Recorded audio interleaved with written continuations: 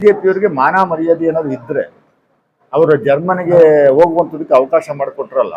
ಅಮಿತ್ ಶಾ ಬಂದು ಇಲ್ಲಿ ಪುಂಕಾನು ಪುಂಕಿ ಭಾಷಣ ಮಾಡಿ ಜಾಗ ಖಾಲಿ ಮಾಡುವಂಥದ್ದಲ್ಲ, ಫಾರಿನ್ಗೆ ಹೋಗುವಂಥದಕ್ಕೆ ಅವಕಾಶ ಮಾಡಿಕೊಟ್ಟಿರುವಂಥದ್ದಕ್ಕೂ ಮತ್ತೆ ಕರ್ನಾಟಕ ರಾಜ್ಯ ಸರ್ಕಾರದಲ್ಲಿ ಕಾಂಗ್ರೆಸ್ ಸರ್ಕಾರ ರೂಲ್ ಮಾಡ್ತಾ ಇರುವಂಥದ್ದು ಕನೆಕ್ಷನ್ ಏನು ಅನ್ನುವಂಥದ್ದು ಅವರೇ ಸ್ಪಷ್ಟಪಡಿಸ್ಲಿ. ಇವರ ಪಾರ್ಟ್ನರ್ ಅಲ್ವೇ JDS, ಬಿಜೆಪಿಯವ್ರ ಪಾರ್ಟ್ನರ್ ಅಲ್ವೇ? ಇವ್ರಿಗೇನಾದ್ರು ಮರ್ಯಾದೆ ಇದೆಯಾ? 3,000 ಸಿಡಿಗಳು 3,000 ಸಿಡಿಗಳು ಎಲ್ಲಾದ್ರೂ ನೋಡಿದಿರ ಸ್ವಾಮಿ? ನಾಚಿಕೆ ಆಗ್ಬೇಕು. ರಾಜ್ಯದ ಮಾನ ಮರ್ಯಾದೆ ದೇಶಾದ್ಯಂತ ಪ್ರಪಂಚಾದ್ಯಂತ ಹರಾಜು ಆಗ್ತಾ ಇದ್ರು ಅವ್ರನ್ನ ಡಿಫೆಂಡ್ ಮಾಡ್ಕೊಳ್ಳುವಂತ ಕೆಲಸವನ್ನ ಬಿಜೆಪಿ ಮಾಡ್ತಾವ್ರಲ್ಲ, ಇವ್ರಿಗೇನಾದ್ರು ಮಾನ ಮರ್ಯಾದೆ ಇದೆಯಾ? ಇಮ್ಮಿಡಿಯೇಟ್ ಆಗಿ ಲುಕ್ಔಟ್ ನೋಟಿಸ್ ಕೊಟ್ಬಿಟ್ಟು ಅವ್ರನ್ನ ಒಳಗಡೆ ರಾಜ್ಯಕ್ಕೆ ಕರೆಸುವಂತ ಕೆಲಸವನ್ನ ಮಾಡಿ ಆಮೇಲೆ ಮುಂದಿನ ಕ್ರಮ ಏನು ಮಾಡ್ಬೇಕು ಸರ್ಕಾರ, ರಾಜ್ಯ ಸರ್ಕಾರ ಅನ್ನುವಂಥದ್ದು ಮಾಡುತ್ತೆ. ಅದ್ ಬಿಟ್ಬಿಟ್ಟು ನಿಮ್ಗೆ ಎಲ್ಲಾ ಸೌಕರ್ಯಗಳನ್ನ ಕೊಟ್ಟು ಚುನಾವಣೆ ದಿವಸ ವೋಟ್ ಹಾಕಿ ಅವತ್ತು ಸಾಯಂಕಾಲನೇ ಎಲ್ಲ ಪಾಸ್ಪೋರ್ಟ್ ಸಮೇತ 24 hours ಅಲ್ಲಿ ನಿಮ್ಗೆ ವೀಸಾ ಪಾಸ್ಪೋರ್ಟ್ ಎಲ್ಲವನ್ನು ರೆಡಿ ಮಾಡಿ ಅವ್ರಿಗೆ ಕೊಟ್ಟು ಕಳಿಸುವಂತ ಕೆಲಸವನ್ನು ಮಾಡಿದ್ದಾರೆ ಕಾಂಗ್ರೆಸ್ ಸರ್ಕಾರನ? ಬಿಜೆಪಿ ಅಲ್ವೇ? ಬಿಜೆಪಿಯವರ ಅವರ ಕ್ಯಾರೆಕ್ಟರಿಸ್ಟಿಕ್ಸೇ ಆ ಥರ. ಈ ಮಹಿಳಾ ಮಣಿಗಳವೆಲ್ಲ ಲಬ ಲಬ ಲಬ ಅಂತ ಬಾಯಿ ಪಡ್ಕೊತಿದ್ರಲ್ಲ ಇಲ್ಲಿ ಕರ್ನಾಟಕದಲ್ಲಿ. ಸಣ್ಣದೊಂದು ಸಮಸ್ಯೆ ಆದ್ರೆ ಅವ್ಯಾರೋ ಮಾಳವಿಕಾ ಅಂತೆ, ಆ ತಾರ ಅಂತೆ, ಅವ್ರ್ಯಾರ ಇನ್ನೊಬ್ರು ಒಂದು ಸಿನಿಮಾ ಆಕ್ಟರ್ಸ್ಗಳು ಒಂದು ಇಬ್ಬರು ಮೂವರು ಬಿಜೆಪಿ ಸರ್ಕಾರ, ಶೋಭಾ ಖಾನ್, ಓಹೋ ಶೋಭಾ ಖಾರಂತೂ ಮಣ್ಣನ್ನೆಲ್ಲ ಮೇಲೆ ಇಟ್ಕೊಂಡ್ಬಿಡೋಳ ಅಮ್ಮ. ಎಲ್ಲಿ ಉಸಿರೇ ಇಲ್ವಲ್ಲ? ಅವರೆಲ್ಲ ಸಂತ್ರಸ್ತರ ಮಹಿಳೆಯರು ಅಲ್ವಾ? ಅವ್ರ ಪರವಾಗಿ ಧ್ವನಿ ಎತ್ತುವಂಥದಕ್ಕೆ ಇವ್ರಿಗೇನು ಮಾನ ಮರ್ಯಾದೆ ಕೆಪಾಸಿಟಿ ಇಲ್ವಾ? ಬಿಜೆಪಿಗೆ ಅನುಕೂಲ ಆಗುವಂಥದ್ದಿದ್ರೆ, ಕಾಂಗ್ರೆಸ್ ವಿರುದ್ಧ ಇರುವಂಥದ್ದಿದ್ರೆ ಏನ್ ಹಂಗೆ ಪಲ್ಟಿ ಹೊಡಿತಾರೆ, ಮೈ ಮೇಲೆಲ್ಲ ಬಟ್ಟೆ ಎಲ್ಲ ಬಿಚ್ಚಿ ಹಾಕೊಂಡು ಉರುಳಾಗ್ಬಿಡ್ತಾರೆ. ಆ ತರ ವ್ಯವಸ್ಥೆ ಬಿಜೆಪಿಗೆ. ಇದು ಕಣ್ಣು ಕಾಣ್ತಾ ಇಲ್ವಾ? ಅವ್ರ ಪಾರ್ಟ್ನರ್ ಅಲ್ಲ ಸ್ವಾಮಿ. ಇಲ್ಲಿ ಮೈಸೂರಿಗೆ ಬಂದಾಗ ಅವ್ರ ಕೈಯನ್ನ ಎತ್ತಿ ನನಗೆ ಇವ್ರು ಓಟ್ ಹಾಕುವಂಥದ್ದು ನನಗೆ ಓಟ್ ಹಾಕ್ದಂಗೆ ಅಂತ ಹೇಳ್ಬಿಟ್ಟೋದಲ್ಲ ಮೋದಿ ಅವರು. ಇವ್ರಿಗೆ ಪ್ರಜ್ವಲ್ ಒಂದೊಂದು ಓಟ್ ಏನ್ ಹಾಕ್ತೀರಿ ಅದು ಮೋದಿಗೆ ಹಾಕ್ದಂಗೆ ಅಂತ. ಇವಾಗ ಯಾಕೆ ನೀವು ಡಿಸ್ಟೆನ್ಸ್ ಮೇಂಟೈನ್ ಮಾಡ್ತಾ ಇದ್ದೀರಿ? ನನಗೋದಕ್ಕೆ ಸಂಬಂಧ ಇಲ್ಲ ಅಂತ ಹೇಳ್ತೀರಿ. ಕುಮಾರಸ್ವಾಮಿ ಅವರು ರೇವಣ್ಣನ ಮಗ ಅಲ್ಲ ನನ್ನ ಮಗ ಅಂತ ಹೇಳಿದ್ರಲ್ಲ ಇದರಲ್ಲಿ ಭಾಷಣದಲ್ಲಿ. ಈಗ ಅವರು ಬೇರೆ ನಮ್ಮನೆ ಬೇರೆ ಅಂತ ಹೇಳ್ತಾವ್ರಲ್ಲ. ಇದೇನಾದ್ರು ಮಾನ ಮರ್ಯಾದೆ ಇದೆಯೇನ್ರಿ ಇವ್ರಿಗೆ?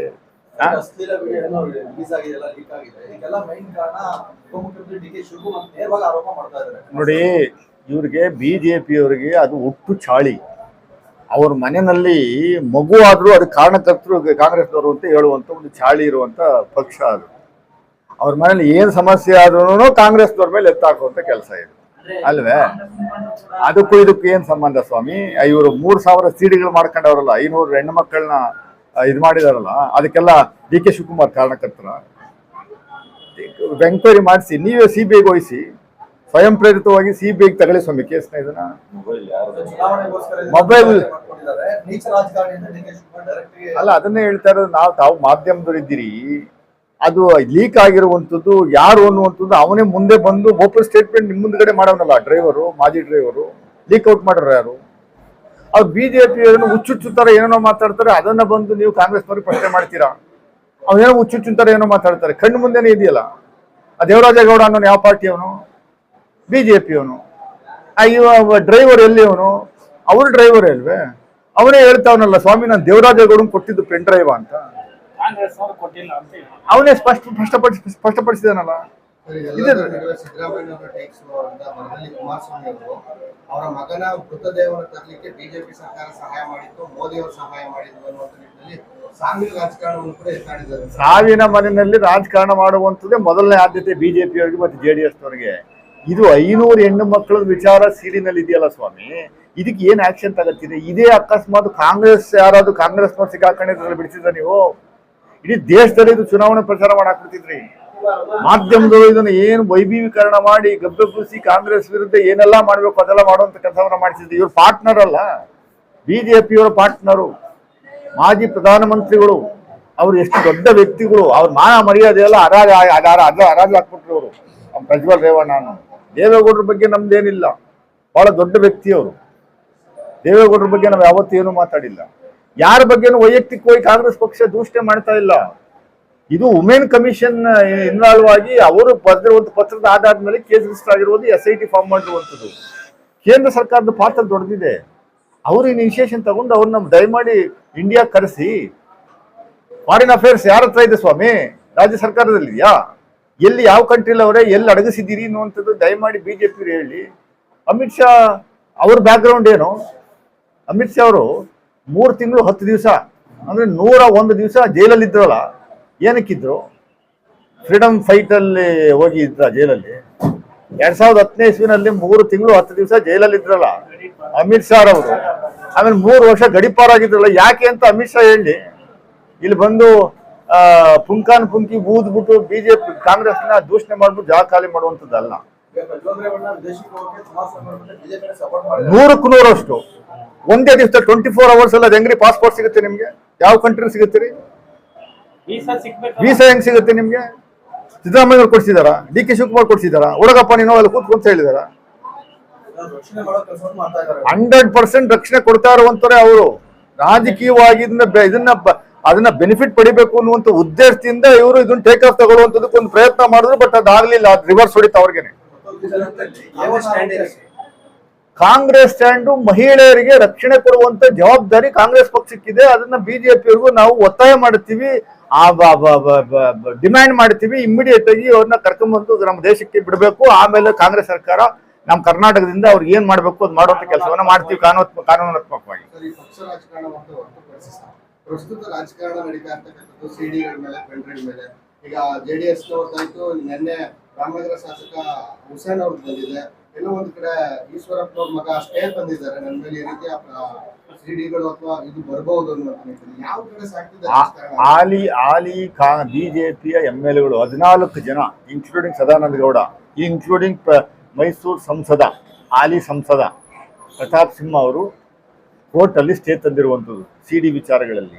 ಕಾಂಗ್ರೆಸ್ನವ್ರು ಯಾರು ಸ್ಟೇ ತಂದಿದ್ದಾರೆ ದಯಮಾಡಿ ಹೇಳಿ ಸರ್. ಹೇಳಿ ಸರ್, ನನ್ನ ಹೆಸರು ಬರ್ಕತೀನಿ. ಯಾವ ಸ್ಟೇ ತಂದಿದ್ದಾರೆ? ಸ್ಟೇ ತಂದಿಲ್ಲ, ವೈರಲ್ ಮಾಡ್ಕೊಂಡಿದ್ದಾರೆ ಅಷ್ಟೇನೆ. ಸ್ಟೇ ತಂದಿರೋರು ಯಾರು ಹೇಳಿ ದಯಮಾಡಿ. ನಮ್ಮ ಭಾಗದವರೇ 4 ಜನ ಸ್ಟೇ ತಂದಿದ್ದಾರೆ. ಸದಾನಂದ ಗೌಡ ಆದಿಯಾಗಿ ಸ್ಟೇ ತಗೊಂಬಂದಿದ್ದಾರೆ ಅಲ್ವೇ? ಈ ಸ್ಟೇ ಸಿಡಿ ವಿಚಾರ, ಸೆಕ್ಷುವಲ್ ವಿಚಾರಗಳು ಇವೆಲ್ಲ ಬಿಜೆಪಿಯವ್ರಿಗೆ ಸೇರಿದ್ದು. ಬಿಜೆಪಿಯವರಲ್ಲಿ ಹೆಣ್ಣು ಮಕ್ಕಳಿಗೆ ಸುರಕ್ಷಿತ ಇಲ್ಲ. ಹೆಣ್ಮಕ್ಳನ್ನ ಬಹಳ ಕೇವಲವಾಗಿ ನೋಡುವಂತ ಒಂದು ವ್ಯವಸ್ಥೆ ಇದ್ರೆ ಅದು ಬಿಜೆಪಿನಲ್ಲಿ, ಕಾಂಗ್ರೆಸ್ ಪಕ್ಷದಲ್ಲ. ಪ್ರಿಯಾಂಕಾ ಗಾಂಧಿ ಅವರು ಅಲ್ಲ, ಅದನ್ನೇ ನೀವು ನಮಗೂ ಅವ್ರಿಗೆ ಯಾಕೆ ಕನೆಕ್ಟ್ ಮಾಡ್ತೀರಾ ನನಗೆ ಅರ್ಥ ಆಗ್ತಾ ಇಲ್ಲ. ನಾವು ಮಾತಾಡಿದ್ರು ತಪ್ಪು, ಮಾತಾಡದೇ ಇದ್ರು ತಪ್ಪು ಅನ್ನೋ ರೀತಿಯಲ್ಲಿ ನಮ್ಮನ್ನು ಶಿಕ್ಷುವಂತ ಕೆಲಸವನ್ನ ಮಾಡ್ತಾ ಇದ್ದೀವಿ. ತಪ್ಪು ಮಾಡಿರುವಂತಾರೆ ಯಾರು, ತಪ್ಪಿಗೆ ಶಿಕ್ಷೆ ಕೊಡುವಂತ ಕೆಲಸವನ್ನ ಇದು ಇಮಿಡಿಯೇಟ್ ಆಗಿ 24 ಅವರ್ಸ್ ಅಲ್ಲೇ ನಾವು ಅವ್ರು ಕಂಪ್ಲೇಂಟ್ ಕೊಟ್ಟು 24 ಅವರ್ಸ್ ಅಲ್ಲಿ SIT ರಚನೆ ಮಾಡಿ ಎಲ್ಲಾ ಪೂರ್ತಿ ಕೇಸ್ಗಳನ್ನ ಅಲ್ಲಿ ಹ್ಯಾಂಡ್ ಓವರ್ ಮಾಡಿದೀವಿ. ಪಾರ್ಟಿ ಈಗ 4 ನೋಟಿಸ್ ಕೊಟ್ಟಿದೀವಿ. ಲುಕ್ಔಟ್ ನೋಟಿಸ್ ಕೊಡ್ಬೇಕಾಗಿರುವಂತ ಜವಾಬ್ದಾರಿ ಯಾರ್ದು? ಕೇಂದ್ರ ಸರ್ಕಾರದಲ್ವೇ? ರೆಡ್ ನೋಟಿಸ್ ಕೊಟ್ಬಿಟ್ಟು ಕರ್ಕೊಂಬರುವಂತ ಕೆಲಸವನ್ನು ಮಾಡ್ಬೇಕಾಗಿರೋದು ಅವ್ರದಲ್ವೇ? ಇಲ್ಲಿ ಬಂದು ಚುನಾವಣಾ ಪ್ರಚಾರ ಮಾಡೋದ್ ಬಿಟ್ಟು ಅಮಿತ್ ಶಾ ಅವರು ಆ ಕೆಲಸ ಮೊದಲು ಮಾಡ್ಲಿ. ಬೇಹುಗಾರಿಕೆಯನ್ನ ಹಿಂದೆ ನಮ್ಮ ಪ್ರಿಯಾಂಕಾ ಗಾಂಧಿ ಅವರು ನನ್ನ ಭಾಷಣದಲ್ಲಿ ಹೇಳ್ತಾ ಇದ್ರು, ಬೇರೆ ಮಹಿಳೆಯರು ಅವ್ರ ಊರುಗಳಿಗೆ ಹೋಗಿ ಅಜ್ಜಿ ಮನೆಗೆ ಹೋದ್ರು ಹಿಂದೆ ಹೋಗಿ ಬೇಹುಗಾರಿಕೆ ಮಾಡುವಂತ ಕೆಲಸವನ್ನ ಮಾಡ್ತಾ ಇರಲಿಲ್ಲ ಬಿಜೆಪಿಯವರು. ಅದನ್ನ ನಿಲ್ಸ್ಲಿ, ಇದನ್ನ ಮಾಡಿಸ್ಲಿ ಫಸ್ಟ್.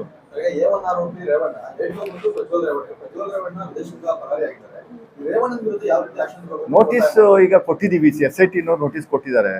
ಅವ್ರೇನ್ ಆಕ್ಷನ್ ತಗೋತಾರೆ ನೋಡೋಣ. ಅದು ಸ್ವತಂತ್ರ ಸಮಿತಿ, independent agency SIT, special investigation team BK Singh ಅವರ ನೇತೃತ್ವದಲ್ಲಿ ರಚನೆ ಆಗಿದೆ.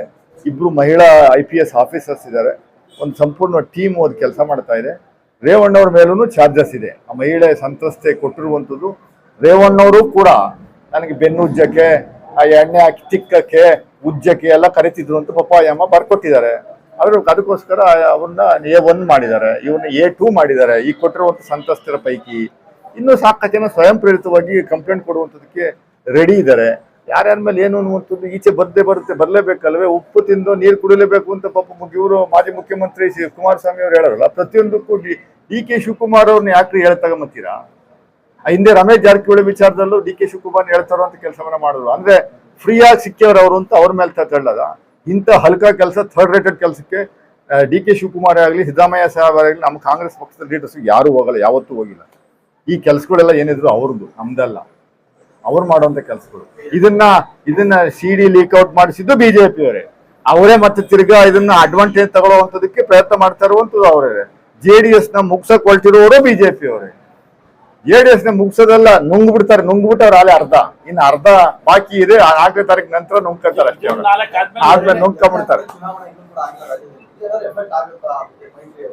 100ಕ್ಕೂ 100ರಷ್ಟು ಬಿಜೆಪಿ ಜೆಡಿಎಸ್ಗೆ ಎಫೆಕ್ಟ್ ಆಗೇ ಆಗುತ್ತೆ. ಈಗ 14 ಕ್ಷೇತ್ರಗಳು ನಡೆದಿರುವಂತ ಚುನಾವಣೆಗಳ ಪೈಕಿ ನಾವು 100ಕ್ಕೂ 100ರಷ್ಟು 10ರಿಂದ 11 ಗೆಲ್ತೀವಿ, ಮೈಸೂರು ಲೋಕಸಭಾ ಕಾನ್ಸ್ಟಿಟ್ಯೂನ್ಸಿ ಸೇರಿ. ಈಗ ಅಲ್ಲಿ 14 ಕ್ಷೇತ್ರಗಳು ಏನು ಎರಡನೇ ಇದರಲ್ಲಿ ಹಂತದಲ್ಲಿ ನಡೀತದೆ, 14ರಲ್ಲಿ 12 ಗೆಲ್ತೀವಿ.